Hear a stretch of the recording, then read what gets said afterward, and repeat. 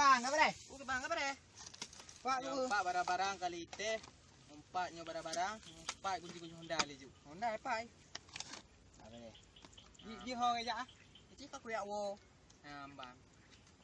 Salah hutang aku pilih. Bang. Iya kan. Udah bawa pakai iba. Pak do pakai batisnya barang mandumu. Yuk boh. Tuh, bo. Nanti kita bagi dua deh. Ya bang. Kan. Jadi kah barang Pak Sibop pakai cokle deh. Dia cok liri. Nó đang đứt kan. Cả bagi dua. Kan apa? Cuban. Kau lu yang lu tahan di. Kau anjing mana? Kata aja nyo kau nyo bude kayak kan. Mana mentong. Tak bagi le tu. Tak gile tu. Ha. Ngan thor bagi le. Ai bude lah kau pun tembak ni. Oh, jut. Kan.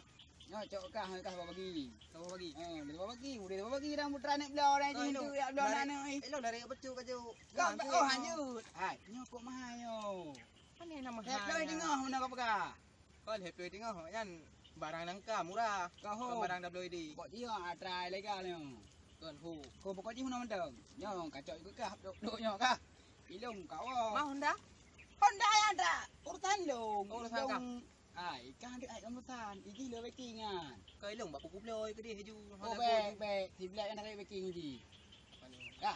Cek taputan. Kau nyahong bu hentu kau. Kau pengen di jalan satu. Wah, ilung pi nak wo yang. Itulah. Honda sudah okey. Hai pengerti.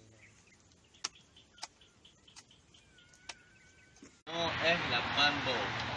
Nyo waju ke di Klabai.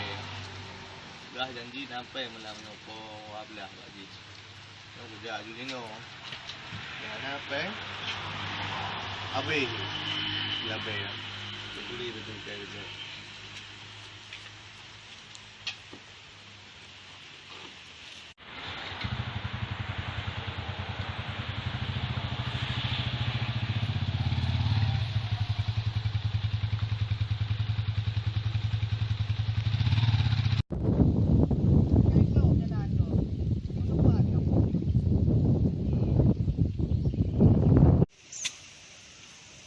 Barang ali ucok botah belum tinggal sabah horai belum tu sabah horai ngai cepat li di belai no payah urumpak ngai simli matanya empat rumah tijal ngan bi ko metro urang ni oi no ka bere ko tak simli dah jenole